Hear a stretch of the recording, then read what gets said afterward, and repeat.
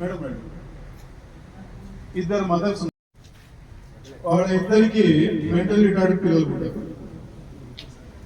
వాళ్ళు వాళ్ళ ఫ్యామిలీలో ఏం 10 minutes లో మీరు చెప్పేసి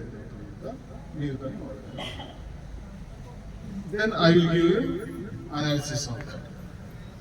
ప్రతి ఒక్కరి లైఫ్ లో కూడా ఛాలెంజెస్ ఉంటాయి. ఆ ఛాలెంజెస్ ను ఏ సమయంలో ఎలా ఫేస్ చేయాలి, ఎంత గుండె నిబ్బరంతో ఫేస్ చేయాలి, ఎంత ధైర్యం కలిగి ఉండాలి, ఎంత మోటివేషన్ మనం కలిగి ఉండాలి, మనలో మనం. ఆ మోటివేటర్ మనలోనే ఉన్నారని చెప్పడానికి వీళ్ళు నిదర్శనం. అందుకని వాళ్ళు ఈరోజు పిలిపించాను ఇక్కడ. సరితా మేడం బర్త్డేని ఈ రోజు వరకు లాక్ రావడం కూడా కారణం అదే. సో మీరు వారి మాటలు వినండి, తర్వాత నేను మేడం ఫస్ట్ మేడం.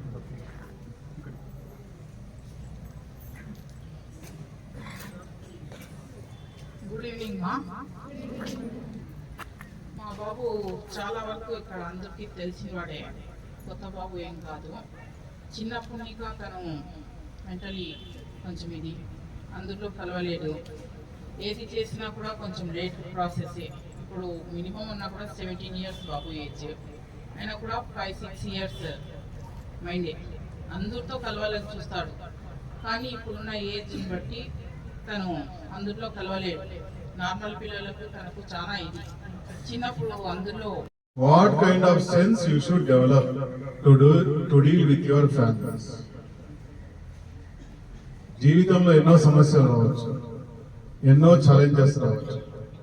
ప్రతి ఛాలెంజ్, ప్రతి సమస్య కూడా నెక్స్ట్ ఇంకో డోర్ ఓపెన్ చేసి పెట్టేసి ఉంటుంది. ఆ డోర్ వైపు మనం వెళ్ళడం ప్రయత్నం చేయాలి. దానికి మీలో ఎంత సన్నద్ధత ఉంది, మీలో ఎంత సంసిద్ధత ఉంది, మీరు ఎంత పాజిటివ్ గా ఉన్నారు, దాని ఆధారంగా మీకు ఆ డోర్ నిలబడుతుంది. ఇప్పుడు చాలా మంది మనం చూస్తున్నాం ఆత్మహత్యలు చేసుకునేవాడు. అసలు అది ఒక వెరీ వెరీ స్మాల్ ఇన్సిడెంట్, దానికి ఆత్మహత్య చేసుకుంటారు. ఒక స్మాల్ ఇన్సిడెంట్ తల్లినే చంపేస్తారు, తండ్రినే చంపుతారు. అంటే ఇంత ఎమోషనల్ ఇంబ్యాలెన్స్ ఉన్నటువంటి పరిస్థితి. సో ఇటువంటి పరిస్థితుల్లో మనం గమనించాల్సింది ఏంటంటే, మన చుట్టూ ఉన్న సమాజంలో, మన చుట్టూ ఉన్న కుటుంబాల మధ్యలో ఏమేమి జరుగుతూ ఉంది, ఎటువంటి పరిస్థితులు ఉన్నాయి, ఆ పరిస్థితులను అర్థం చేసుకుని తగినంత ఎమోషనల్ బ్యాలెన్స్ తో మన బిహేవియర్ ను మోల్డ్ చేసుకుంటే ఎలా ఉన్నాం. దీనికి ఇంతకుముందు మధ్యాహ్నం ఒక ఎగ్జాంపుల్. మీ గురించి ఏమీ తెలియదు వచ్చినటువంటి మోటివేటర్, కానీ ఆయన ఒక 13 ఏళ్ల ముందు వచ్చి సరితా మేడం ఉన్నప్పుడు వచ్చాను, అప్పుడు ఇలా ఉండింది కాలేజ్, ఇప్పుడు ఇలా ఉంది అని జస్ట్ ఒక 3 to 4 minutes లో మీరు చేసినటువంటి బిహేవియర్ బట్టి ఆయన ఒక డెసిషన్కి వచ్చాడు. చాలా వర్స్ట్ గా ఉన్నారు స్టూడెంట్స్, అది వచ్చి నాకు చెప్పేశాడు. So what should I do? ఆయన అక్కడికి వచ్చే మూడ్ అలాగే ఉంటుంది, ఎందుకంటే we created that environment here.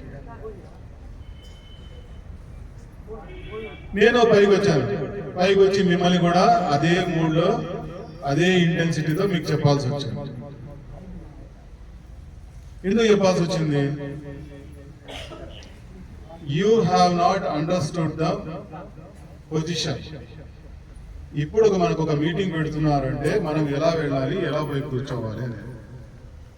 Same మన లైఫ్ లో కూడా వచ్చే సిచ్యుయేషన్స్ కొన్ని చిన్నగా ఉంటాయి, అవి చూడడానికి వెటకారం అనిపిస్తుంది ఆ సందర్భానికి, కానీ దాని యొక్క ప్రభావం తర్వాత ఎక్కువగా ఉంటుంది. అటువంటి అనేక సిచ్యుయేషన్స్ మనం ఫేస్ చేయాల్సిన పరిస్థితి ఎక్కువగా ఉంటుంది. చాలా మంది సైకాలజిస్ట్ చెప్తున్నదంటే, రాబోయే 10 సంవత్సరాల తర్వాత సమాజం చాలా వరస్ట్ గా తయారవుతుంది. అంటే వాళ్ళు ఇప్పుడున్నటువంటి స్థితిగతులను బట్టి చెప్తున్నారు అన్నమాట. అదే ఇంకొక పాజిటివ్ వ్యక్తి చెప్తాడు. ఆయన ఏం చెప్తాడంటే, out of this worst best తీసుకునే వాళ్ళు దండికుంటారు. So what I feel is, space college students out of the worst best తీసేవాళ్ళు మాత్రమే ఉండాలి. So all space college students కానీ ఆ వరస్ట్ నుంచి బెస్ట్ ఎక్స్ట్రాక్ట్ చేసుకోగలిగినటువంటి సామర్థ్యం కలిగి ఉండాలని చెప్పేసి నా ఉద్దేశం. అందుకని ఇక్కడ ఇటువంటి పేరెంట్స్ ని వీళ్ళని పిలుచుకొచ్చని చెప్పేస్తాను. So once again I request the mothers, ఈ రోజు ఇక్కడ పిలిచినటువంటి mothers, Sarita madam birthday cake cutting చేసి ఈ యొక్క సెలబ్రేషన్స్ ని ప్రారంభించవలసిందిగా కోరుతాను. మా టీచర్ అని కూడా సార్ వల్లే మేము చదువుకోగలిగాము. కొంత సైలెంట్ కొట్టి ఒక 10 minutes ముగిచేస్తున్నాను. 99-2000 నుంచి కదిరి నుంచి కూడా డైలీ మార్నింగ్ 4 o'clock లేచి 5 o'clock బెంగళూరు బస్కి వచ్చి మాకు చదువు బుక్ పట్టడంలో చెప్పి ఈవినింగ్ ఈ టైం 5:36 మళ్ళీ రిటర్న్లో సార్ వెళ్ళేవాడు. మాకు చాలా చిన్న ఏజ్, మీ ఏజే, ఇంటర్మీడియట్ నుంచి డైరెక్ట్ టీటీసీ అనే దాంట్లో ఎంటర్ అయ్యాము. అలాంటి టైంలో సార్ మాకు బాగా హెల్ప్ చేసి ఆ టీనేజ్ లెవెల్లో ఎలాంటి గైడెన్స్, చదువుకోవడం ఎలా, ఉన్న పరిస్థితులు ఎలా, బయట సొసైటీలో ఎట్లా మెలగాలి ఏంటి అనేది సార్ వల్లే మాకు బాగా దగ్గర, మా కదిరి ప్రాంతం అబ్బాయిలని మమ్మల్ని చాలా బాగా దగ్గర తీసుకొని మాకు చాలా చక్కగా చదువు నేర్పించారు. అలానే సార్ సైన్స్ సబ్జెక్ట్ వచ్చేటప్పుడు ఎవ్రీడే మార్నింగ్ వస్తూనే బ్లాక్ బోర్డ్ మీద కొటేషన్ రాసేవారు. దాని మీద అంటే ఒక సూక్తి రాసి ఒక 10 minutes 5 minutes బాగా ఎక్స్ప్లెయిన్ చేసేవారు. అవి బాగా నాటుకుపోయేటివి. బాగా దాని మీనింగ్ కానీ మనం ఎలా నడుచుకోవాలి భావి జీవితంలో అనేది నడుచుకోవచ్చు. కానీ తదనంతరం చూస్తే 2001లో కొంత నాకు జాబ్ రాలేదు. ఆ తర్వాత కొంత గ్యాప్ పడితే సార్ వాళ్ళ స్కూల్లోనే, హరి స్కూల్లోనే మాకి కిరణ్ సార్ కానీ, మేడం గారు కానీ, తర్వాత సార్ గారు శ్రీనివాస సార్ కానీ, సరితా మేడం గారు కానీ హక్కులు చేర్చుకొని నేను చదువుకోవాలి సార్, తర్వాత డిఎస్ పడుతుంది అంటే హాఫ్ డే మాత్రమే మాకు పెట్టి మార్నింగ్ టిఫిన్, మధ్యాహ్నం భోజనం తినిపించి మరీ కదిరికి పంపించేవాళ్ళు సార్ వాళ్ళు. చాలా ఆప్యాయతగా బాగా మాకు చదువు నేర్పించడంతో పాటు తన కొంత ఉపాధి కూడా అప్పట్లో హరి స్కూల్లో చూపించారు.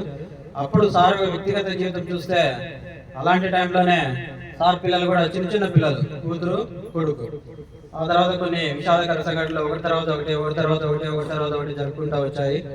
కానీ సార్ చెప్పినటువంటి చదువు, సార్ గైడెన్స్ లో మేము నడిచడం అంటే ఆ భావి బాట అలాగా జరుగుతూ కొనసాగే కాలంలో సరితా మేడం గారు కూడా పైకి వెళ్ళి 2-3 సార్లు మా స్కూల్ పిల్లల్ని, అంటే సాల్వర్పల్లి కాండ్లపేట నుంచి కూడా అడ్మిషన్స్ కోసం సరితా మేడం గారిని కూడా కలవడం జరిగింది.